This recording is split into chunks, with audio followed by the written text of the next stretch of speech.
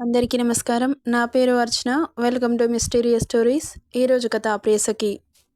తను గనక కాన్షియస్‌లోకి రాకపోతే ఈ హాస్పిటల్‌ని నామరూపం లేకుండా చేస్తాను అని వార్నింగ్ ఇవ్వగానే, ఇదేంటి ఈయన ఇలా వార్న్ చేస్తున్నారు? అదేంటి సార్, తనకి హార్ట్‌కి బుల్లెట్ తగిలింది. ఇంత త్వరగా కాన్షియస్‌లోకి ఎలా వస్తుంది? మీరు వార్నింగ్ ఇచ్చినా ఏదిచ్చినా సరైన ట్రీట్మెంట్ జరగాలి అంటున్న డాక్టర్‌ని షార్ప్‌గా చూస్తూ, సరైన ట్రీట్మెంట్ అంటే? అని కళ్ళు చిన్నవి చేశాడు. ఆమెకు హార్ట్ ట్రాన్స్‌ప్లాంట్ సర్జరీ చేయాలి. హార్ట్ డోనర్ దొరకాలి. దొరికిన తర్వాత హార్ట్ ఆమెకు సెట్ అవ్వాలి. సెట్ అయినా సర్జరీ సక్సెస్ అవ్వాలి. సక్సెస్ అయితే ఆమె కాన్షియస్‌లోకి వస్తుంది. ఇదంతా ప్రాసెస్ జరగడానికి మినిమమ్ 1 మంత్ అయినా పడుతుంది అంటున్న డాక్టర్ మాటలకి నిలుక్కుపోయి నిలబడ్డాడు హర్షిత్. అను డాక్టర్ ఏదో చెబుతుందని సెన్స్ చేసి ఎక్కడ మ్యాటర్ చెప్పేస్తుందో అని పరిగెత్తుకుని వచ్చేలోపే వేరే డాక్టర్ హర్షిత్‌కి మొత్తం చెప్పేసింది. డాక్టర్ అని అరిచింది అను. ఉలిక్కిపడి వెనక్కి తిరిగి చూసింది డాక్టర్. ఏం చెబుతున్నారు? అదేంటి, పేషెంట్ కండిషన్ తన వాళ్లకు చెప్పకపోతే ఇంకెవరికి చెబుతారు? అనింది. అది కాదు డాక్టర్, తన పరిస్థితి మీకు అర్థం కావట్లేదు అను అన్నాడు కంచు కంఠంతో. ఒక్కసారిగా ఉలిక్కిపడి చూసింది అను. ఏం మాట్లాడుతున్నారు? నా ప్రాణానికి ఏమైంది? హార్ట్ ట్రాన్స్‌ప్లాంట్ సర్జరీ ఏంటి? అంటే సర్జరీ చేసి హార్ట్‌ని తీసేస్తారా? నిర్దాక్షిణ్యంగా నా ప్రాణాన్ని చంపేస్తారా? నెవర్! నేను దీనికి ఒప్పుకోను. సర్జరీ చేయకపోతే వదిన చనిపోతుందన్నయ్య అంటున్న అను మాటలకి బ్రెయిన్ స్తంభించిపోయింది. శూన్యంలోకి చూస్తున్న హర్షిత్‌ని అన్నయ్య, అన్నయ్య అంటూ భుజం తట్టి ఊపింది. ఇప్పుడు సర్జరీ చేయకపోతే చనిపోతుందా? అన్నాడు అలాగే చూస్తూ. అవునన్నయ్య అనింది. అయితే నా హార్ట్ తనకి పెట్టి బ్రతికించండి అంటున్న హర్షిత్ మాటలకి అను ఫ్యూజులు ఎగిరిపోయాయి. వాళ్ళ మధ్య కాన్వర్జేషన్ సీరియస్గా జరుగుతుంటే పరుగున వచ్చింది అంజు. ఏమైందను అంటూ భుజం తట్టింది. మమ్మీ, అన్నయ్య ఏమంటున్నాడో తెలుసా అని అప్పటి వరకు అంజలికి మ్యాటర్ చెప్పలేదు అన్న విషయం మర్చిపోయి మనసులో ఉన్న బాధ కన్నీళ్ల రూపంలో బయటకు వస్తుంటే, వాడు వదిన కోసం చనిపోతాడంట. వాడు లేకపోతే మనం ఎలా బ్రతుకుతామమ్మా? ఆ విషయం వాడికి అర్థమవుతుందా? నాకు ఆరు తప్ప ఎవరూ ఎక్కువ కాదు అను. తను లేకపోతే నేను బ్రతుకున్న శవంతో సమానం. తను లేకపోతే నేనుండలేను. ఒక్క క్షణం కూడా ఈ భూమి మీద బ్రతకడానికి నా మనసు, నా ప్రాణం ఒప్పుకోదు. నా ప్రతి అణువణువు ఆమె గురించి ఆలోచిస్తుంది. ఆమె గురించి ఈ బ్రెయిన్, హార్ట్, వాట్ ఎవర్ అన్నీ ఆమె గురించి శ్రమిస్తాయి. నేను బ్రతికుండడానికి కారణమే అదైతే ఆమె లేని ఈ ప్రాణం నాకెందుకు? నా పుట్టకకి కారణం నా తల్లైతే నా జీవానికి కారణం ఆరుహి. ఆ కారణమైన ఆమెని ప్రాణాలతో ఉండదు అంటే నా ప్రాణానికి విలువ లేదు. నా ప్రాణాలు లేకున్నా నేను బ్రతుకుతాను. ఆమె గుండెల్లో నా హార్ట్ ఆమెకు పెట్టడానికి రెడీ అవ్వండి అంటూ డాక్టర్కి టెస్టులు చేయమని ఆర్డర్స్ పాస్ చేశాడు హర్షిత్. అతని నిర్ణయానికి హాస్పిటల్ స్టాఫ్ అంతా షాక్కు గురై నిలబడి అలాగే చూస్తూ ఉండిపోయారు. బ్రతుకున్న వాళ్ళ హార్ట్ వేరే వాళ్ళకి పెట్టడానికి రూల్స్ ఒప్పుకోవు సార్ అనింది ఒక డాక్టర్ ధైర్యం కూడగట్టుకొని. షడాప్ డాక్టర్, నాకు ఏ రూల్స్తో పని లేదు. నేను చెప్పింది చేయండి. మీ మాటలు ఇవి నేను వినదలుచుకోలేదు అంటూ ల్యాబ్కి వెళ్ళాడు టెస్టులు చేయించుకోవడానికి. అన్నయ్య, అసలు నీకు మతి గానిపోయిందా? ఎందుకిలా మాట్లాడుతున్నావు? అంజలి ఇంకా షాక్లోనే ఉంది కొడుకు నిర్ణయానికి. మమ్మీ అంటూ భుజం తట్టింది. అసలు ఏం చేస్తున్నాడు మమ్మీ? వాడికి నువ్వైనా చెప్పు అనగానే పరుగున వెళ్ళింది హర్షిత్ దగ్గరికి. నీకు దండం పెడతాను నాన్న. నువ్వు లేకపోతే మేము ఎలా బ్రతుకుతామనుకుంటున్నావు? నీ ప్రాణానికి ప్రాణమైన ఆరుని నేను బ్రతికిస్తాను. నా హార్టుని తీసుకో అనింది అంజు. మమ్మీ, నీ హార్టుని తీసి తనకి పెడతానని ఎలా అనుకుంటున్నావు? నేను నిన్ను చంపుకుంటానా? లేదు మమ్మీ, నువ్వు నా ప్రాణం. నువ్వెంతో తను అంతే. నాకు నిన్ను చంపుకొని తనని బ్రతికిస్తే తన బ్రతుకు అర్థం ఉంటుందా? ఉండదు మమ్మీ. నో అంటూ హర్షిత్ని కళ్ళ నీళ్లతో చూస్తూ ఉంది. నువ్వు హార్ట్ ఇవ్వడానికి నా ప్రాణం పైన ఒప్పుకోను. నువ్వు గనక ఇప్పుడు తనకి హార్ట్ ఇస్తే ఇక్కడే చచ్చిపోతాను. ఏంటి మమ్మీ, బెదిరిస్తున్నావా? అన్నాడు విరక్తి నవ్వుగా. నువ్వు ఎలాగైనా అనుకో. నువ్వే గనక లేకపోతే ఈ తల్లిగా నేనుంటే ఏంటి, చస్తే ఏంటి? నా కన్న పేగు నా కళ్ళ ముందే ప్రాణాలు విడుస్తుంటే ఎలా బ్రతుకుతుంది ఈ తల్లి? నువ్వెలాగైనా అనుకో. వెయిట్ చేద్దాం, తనకి హార్ట్ డోనర్ ఎవరైనా దొరుకుతారేమో అని. కానీ నువ్వు మాత్రం ఇలా అర్ధాంతరంగా చనిపోతాను అంటే నేను బ్రతికి లాభమే లేదు. నేను చస్తాను. ఇప్పటి వరకు అమ్మని అమాయకురాలిలాగానే చూసావు. ఇప్పుడు చెబుతున్నాను. నేను తెగిస్తే ఎలా ఉంటుందో అని గట్టిగా చెప్పి అక్కడి నుండి వెళ్ళిపోయింది అంజు. ఇక్కడ హర్షకి కాల్ చేసి మ్యాటర్ మొత్తం చెప్పింది అను. మీరు ఇన్వెస్ట్ చేయమని చెప్పి హాస్పిటల్‌కి చేరుకున్నాడు. సీరియస్‌గా వస్తున్నాడు హర్ష. కళ్ళు ఎర్రగా మారాయి కొడుకు నిర్ణయానికి. మనిషి మీద ప్రేముండాలి గాని మరీ అదొక రోగంలా మారకూడదు. ఇక హర్షిత్‌ని చేరాడు. తల్లి మాటలతో ఆలోచనలో పడ్డ హర్షిత్ దగ్గరికి చేరుకున్నాడు. హర్షిత్ అన్నాడు బేస్ వాయిస్‌తో. తండ్రి మాటకి తల తిప్పి చూశాడు. అసలేం చేస్తున్నావురా? శూన్యంలోకి చూస్తూ నా ప్రాణానికి ప్రాణం పోస్తున్నాను అన్నాడు. నెక్స్ట్ సెకండ్‌లో హర్షిత్ చెంప చెల్లుమనిపించాడు. అంత ఫోర్స్‌గా కొట్టినా 1 ఇంచు కూడా కదల్లేదు హర్షిత్. మనసులో ఉన్న బాధ కన్నీళ్ల రూపంలో బయటకు వచ్చి తండ్రిని గట్టిగా కరుచుకుపోయి మౌనంగా రోదిస్తున్నాడు. అతని కన్నీళ్లు హర్ష షర్టుని తడిపేస్తున్నాయి. ఎంత బాధ ఉందో లోపల అర్థమవుతోంది కానీ ఏం చేయలేకపోతున్నామే అని బాధేస్తోంది. మనిషి మంచిగా ఉంటే నా అంత మగాడు లేడు. నా వెంట్రుక కూడా ఎవ్వరూ పీకలేరు. నేనే రాజుని అని విర్రవీగుతారు కానీ అన్ని పరిస్థితులు ఆ పైవాడి చేతిలో మాత్రమే ఉంటాయని ఎవరికీ తెలీదు. నడిపిస్తున్నదంతా ఆయనే. జస్ట్ మనం నామమాత్రులమంతే. ఈ విషయం ప్రాణాలు పోతున్నప్పుడు అనిపిస్తుంది ఏదైనా సాధించగలం. కానీ ప్రాణాలని మాత్రం సాధించలేం. పుట్టుకకి చావుకి కారణమైన ఆయన చేతిలో మాత్రమే ఉంటుంది. Harshit please control yourself. తనకేం కాదు. తనని ఎలాగైనా బ్రతికించుకుందాం. నువ్విలా డౌన్ అవ్వకూడదు అంటూ వెన్నునిమిరాడు హర్ష. నిజంగా ఆరు బ్రతుకుతుందా డాడ్? ఎస్ నాన్న. నీ ప్రేమ చాలా గొప్పది. ఖచ్చితంగా ఆరు బ్రతుకుతుంది. నువ్వు ధైర్యంగా ఉండు అంటున్న హర్ష మాటలకి కాస్త కుదుటపడింది మనసు. ఇక పద నాన్న అంటూ తీసుకెళ్తున్నాడు. ఎక్కడికి డాడ్? చెబుతా పద అంటూ హాస్పిటల్ క్యాంటీన్కి తీసుకెళ్లాడు. నాకు ఆకలిగా లేదు. ప్లీజ్ నన్ను ఫోర్స్ చేయకండి. చెప్పింది వింటావా? నువ్వు స్ట్రాంగ్గా ఉంటేనే కదా ఆరుని బ్రతికించుకునేది. తనకెవరైనా హార్ట్ డోనర్ దొరికి బ్రతికితే తనని ఎలా ప్రొటెక్ట్ చేస్తావు? నీ హార్ట్ ఇచ్చిన తర్వాత నువ్వు లేకపోతే తనని ఎవరు ప్రొటెక్ట్ చేస్తారో అంటున్న హర్ష మాటలకి ఏం మాట్లాడలేదు హర్షిత్. తను బ్రతికి ఉండాలి అంటే నువ్వుండాలి నాన్న. నువ్వుంటేనే తనని బ్రతికించుకుంటావు. నీ ప్రాణాలు పణంగా పెట్టి మరీ తనని బ్రతికించినా వేస్ట్. బ్రతికిన తర్వాత కూడా తనని ఎవరూ చంపరు అన్న గ్యారంటీ ఏముంది? అందుకే చెబుతున్నాను. నువ్వేం టెన్షన్ పడకు. నువ్వు స్ట్రాంగ్గా ఉండాలి. తనని ఎవరు షూట్ చేశారో వాళ్ళు అంతు చూడాలి అనగానే అప్పటి వరకు ఆరోహి బాధలో ఉన్న హర్షిత్ ఆ విషయాన్ని మరిచాడు. ఎవరు కాల్చారు అని. ఇక హర్ష గుర్తు చేయగానే కోపంతో చేతి వీన్స్ పైకి తేలుతున్నాయి. పిడికిలి బిగిసింది. నాన్న కంట్రోల్ యువర్ సెల్ఫ్. వాడి పని తర్వాత చెబుదాం గాని నువ్వేమైనా తిను అంటూ బలవంతంగా కూర్చోబెట్టాడు. ఇక ఫుడ్ సర్వ్ చేసి హర్షిత్కి తినిపించాడు హర్ష. అంతలో పాకెట్లో ఉన్న మొబైల్ రింగ్ అవుతుంటే లిఫ్ట్ చేశాడు. హలో అనగానే సార్ అని ఏదో చెప్పగానే కూర్చున్నవాడల్లా మొబైల్లో చెబుతున్నది విని కోపంతో ఫేస్ ఎర్రగా మారింది. ఏమైంది డాడ్? అన్నాడు కంగారుగా హర్షిత్. డాక్టర్ సంజయ్ పాండే గారిని కిడ్నాప్ చేశారంట. అవునా?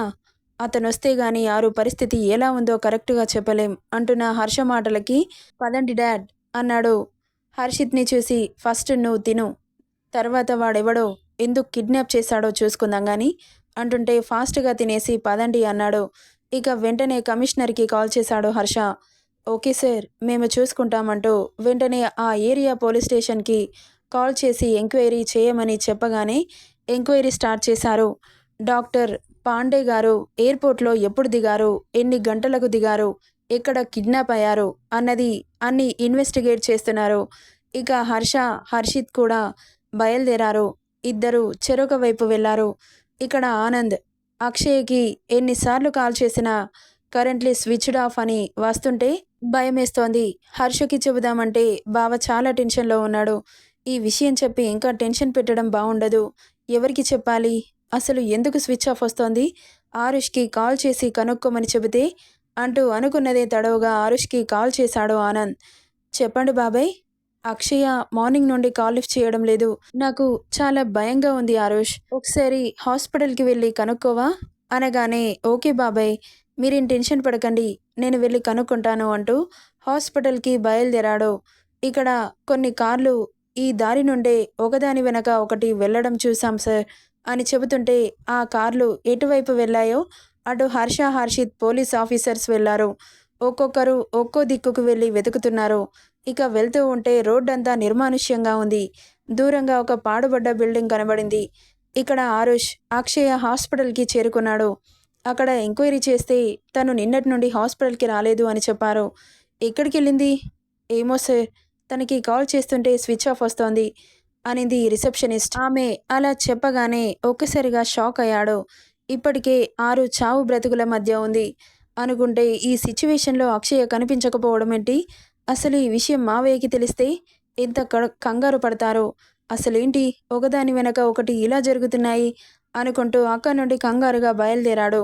ఇక తప్పదు, చెప్పకపోతే తనేదైనా ప్రమాదంలో ఉంటే ఇంకా ప్రాబ్లం అవుతుందని అనుకుంటూ హర్షకి కాల్ చేశాడు ఆరుష్. లిఫ్ట్ చేయలేదు హర్ష. మళ్ళీ ట్రై చేశాడు. 3-4 టైమ్స్ చేశాక అప్పుడు లిఫ్ట్ చేశాడు. చెప్పు ఆరుష్, ఎనీ ప్రాబ్లం? మావయ్య, నేను చెప్పేది కంగారు పడకుండా వినండి. అక్షయ నిన్నటి నుండి హాస్పిటల్‌కి వెళ్ళలేదంట. బాబాయ్ ఎన్నిసార్లు కాల్ చేసినా లిఫ్ట్ చేయట్లేదు. నాకు కాల్ చేశాడు. నేను హాస్పిటల్‌లో కనుక్కున్నాను. తనసలు హాస్పిటల్‌కి రాలేదని చెప్పారు. అంటున్న ఆరుష్ మాటలకి బ్రెయిన్ పనిచేయలేదు ఒక్కసారిగా. దెబ్బ మీద దెబ్బ తగులుతుంటే ఉక్కిరిబిక్కిరవుతోంది హర్షకి. ఏం చేయాలో అర్థం కావట్లేదు. ఇక్కడ హర్షిత్ ఎదురుగా ఉన్న పాడుబడ్డ బంగ్లా కనిపిస్తుంటే ఇక్కడే ఉన్నాడేమో అని అనుమానంగా కార్ని స్పీడ్‌గా తోలి బంగ్లా ముందు ఆపాడు. చాలా పెద్దగా ఉంది బంగ్లా. 10 ఫ్లోర్స్ ఉన్నాయి కానీ పాడుబడ్డ బంగ్లా. ఇక విసురుగా కారు దిగి పెద్ద పెద్ద అంగలతో లోపలికి దూసుకెళ్లాడు. క్లోజ్ చేసి ఉన్న డోర్స్‌ని ఒకే ఒక్క తన్ను తన్నగానే అవి ఎగిరి ఎక్కడో పడ్డాయి. కిందంతా ఖాళీగా ఉంది. అన్ని రూమ్స్ చెక్ చేశాడు.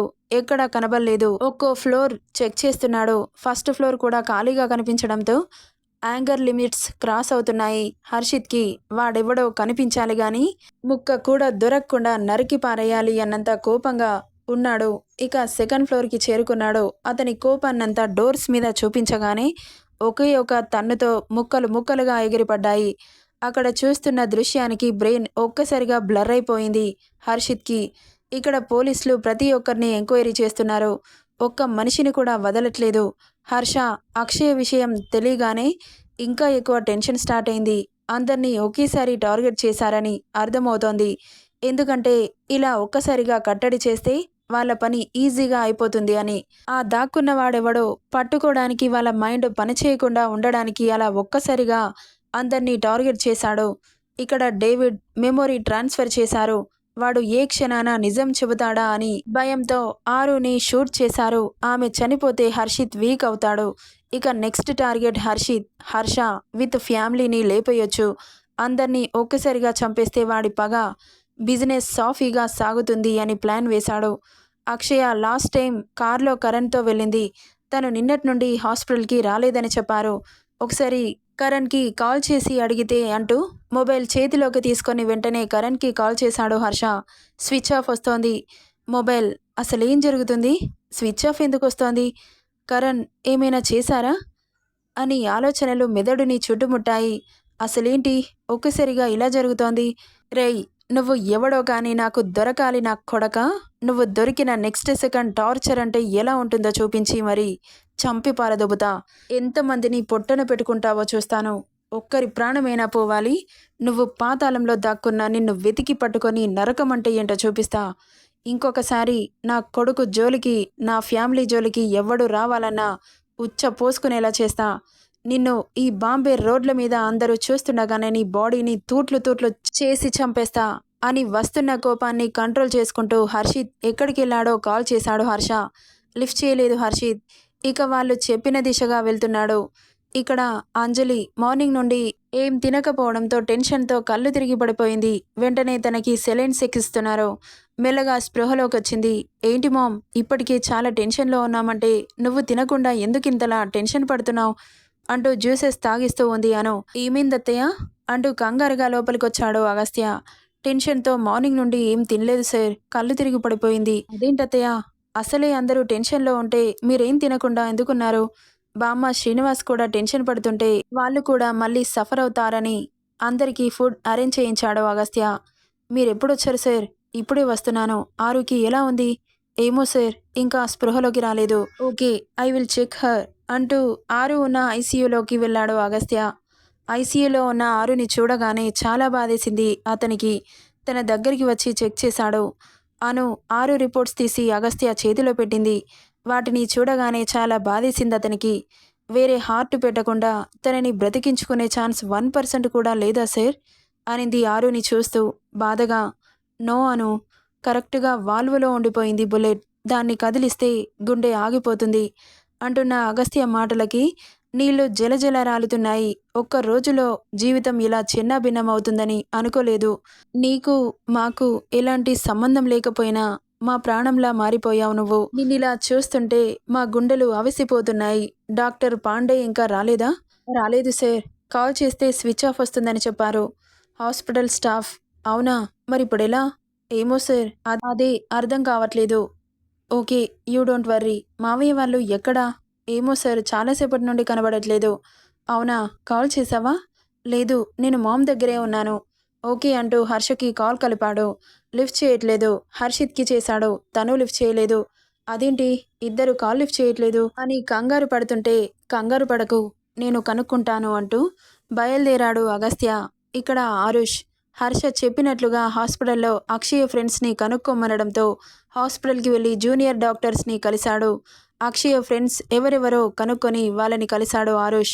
అక్షయ్ని మీరు ఎప్పుడు కలిశారు అని అడుగుతుంటే కంగారు పడుతున్నారు.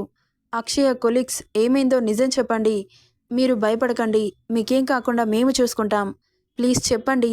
మాకు తెలీదు సార్. తెలీదు అని చెబితే నేను నమ్మను, కానీ నిజం చెప్పండి. మీకేం కాకుండా మేము చూసుకుంటాం. పోలీస్ ఆఫీసర్స్ అందరూ నాకు తెలుసు. ఈ హాస్పిటల్లో మీకు కూడా ఏదైనా సమస్య ఉన్నా అన్ని ప్రాబ్లమ్స్ని సాల్వ్ చేస్తాం. మీరు ధైర్యంగా ముందుకు వస్తేనే కదా మీ ప్రాబ్లమ్స్ అన్నీ సాల్వ్ అవుతాయి.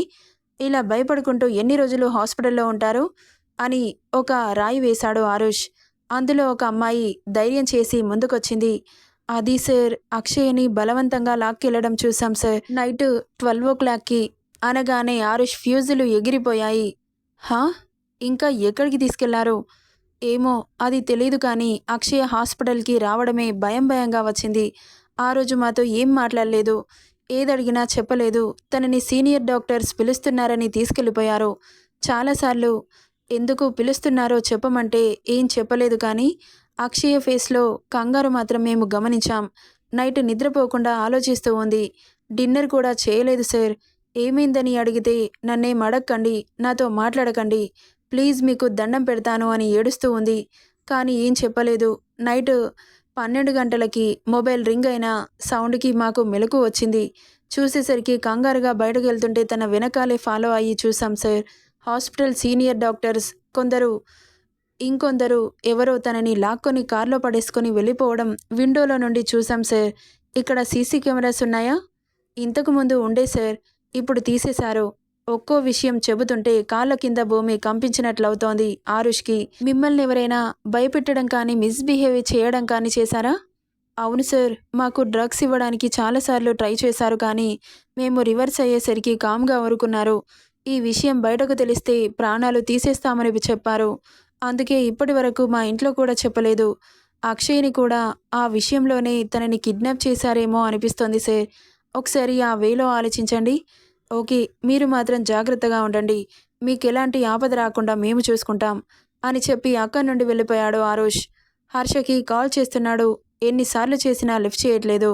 వెంటనే కమిషనర్కి కాల్ చేసి ఆ హాస్పిటల్ గుట్టు మొత్తం బయట పెట్టాడు. వెంటనే యాక్షన్ తీసుకుంటే నిందితులు పారిపోయే ఛాన్సెస్ ఉంటాయి. సో మనకు తెలిసినా తెలియనట్లు ఉంటూ ఎవరు చేస్తున్నారు అనేది తెలుసుకోవాలి అని సైలెంట్గా సెర్చింగ్ స్టార్ట్ చేశారు. ఇక్కడ హర్ష కూడా పాడుబడ్డ బిల్డింగ్లోకి ఎంట్రీ అయ్యాడు. ఒక్కో ఫ్లోర్ వెతుకుతున్నాడు. హర్షిత్ సెకండ్ ఫ్లోర్లో ఉన్న డోర్స్ ఓపెన్ చేయగానే ఎదురుగా చూస్తున్న దృశ్యానికి బ్రెయిన్ ఒక్కసారిగా బ్లర్ అయిపోయింది. ఒక 100 మంది గర్ల్స్ ఉన్నారు. అర్ధనగ్నంగా ఉన్న వాళ్ళని చూస్తుంటే ఒక్కసారిగా చూడలేక కళ్ళు మూసుకున్నాడు. ఇలా కొట్టారు అంటే చాలా క్రూరంగా కొట్టి తాళ్లతో కట్టేశారు. ఆ రూమ్ అంతా రక్తపాతంగా మారిపోయింది. కొట్టడం వల్ల స్పృహలో లేరు. వాళ్ళని అలా చూస్తుంటే కోపం కట్టలు తెంచుకుంది హర్షిత్కి. భుజం మీద పడ్డ చేతికి వెనక్కి తిరిగి చూశాడు హర్షిత్. డాడ్, ఒకసారి అటు చూడండి అని చూపించగానే కళ్ళు మూసుకున్నాడు హర్ష. అసలేం జరుగుతుంది డాడ్? ఎవడు ఇదంతా చేస్తుంది? ఇద్దరికీ కోపం పీక్సుకుపోయింది. బిల్డింగ్ అణువణువు చెక్ చేస్తున్నారు. అక్షయ మ్యాటర్ హర్షిత్కి చెప్పాలని చెబుతుండగా డాడ్ అన్న పిలుపుకి అతను చూసే వైపుకు చూశాడు. హర్ష డాక్టర్ని చైర్లో తాళ్లతో కట్టేసుంచారు. అతనికి కూడా బాగా కొట్టడం వల్ల గాయాలయ్యాయి. ఇక డాక్టర్ని వెంటనే విడిపించారు. మెల్లగా తీసుకెళ్తుండగా కత్తి దూసుకొచ్చింది. ఆ కత్తిని పట్టి వెనక్కి మడిచి వాడి కడుపులో పొడిచి ఒక గుద్దు గుద్దగానే పోయి అవతల పడ్డాడు. డాడ్ మీరు వెళ్ళండి, నేను చూసుకుంటాను అంటూ ఒక 10 మంది పరుగున వీళ్ళ మీదకి దూసుకొస్తుంటే హర్షిత్కి వస్తున్న కోపానికి ఒక్కొక్కడిని కాళ్ళు చేతులు నరికి అవతల పడేశాడు. ఇంకొకడు వెనుక నుండి పొడవబోతుండగా తప్పుకున్నాడు హర్షిత్. వాడి జుట్టు పట్టి ఒకే ఒక్క దెబ్బకు తల నరికి పక్కన పడేశాడు. ఇక అందరూ అయిపోయారు అనుకొని ఆ అమ్మాయిలని కాపాడ్డానికి కిందకెళ్తుండగా బుల్లెట్ వెనుక నుండి దూసుకొస్తుంటే టక్కున తప్పుకున్నారు. నాన్న వాడిని అస్సలు వదలద్దు అన్నాడు హర్ష వేలు చూపిస్తూ. ఓకే డాడ్ అంటూ ఒక్క ఊదుటిన వాడిని చేరుకొని వాడి చేతిలో ఉన్న గన్ని ఒక్క జంప్ చేసి పట్టుకొని వాడి చెయ్యిని వెనక్కి గట్టిగా మెలిపెట్టగానే నొప్పితో విలవిలలాడిపోతున్నాడు. చెప్పరా మిమ్మల్ని ఎవడు పంపించాడు? ఎందుకిలా అమ్మాయిలని కిడ్నాప్ చేశారో? డాక్టర్ని కిడ్నాప్ చేయాల్సిన అవసరమేముంది? ఏమో నాకు తెలీదు అన్నాడు వాడు పొగరుగా. చెబుతావా చంపయ్యనా అంటూ గట్టిగా నొక్కుతుంటే నొప్పికి చెబుతాను సార్ అని అరుస్తున్నాడు. చెప్పు ఎవడు వాడు? నెక్స్ట్ పార్ట్లో ఏం జరుగుతుందో చూద్దాం. ఈ స్టోరీ ఎలా ఉందో కామెంట్ చేయండి guys. Thank you for listening.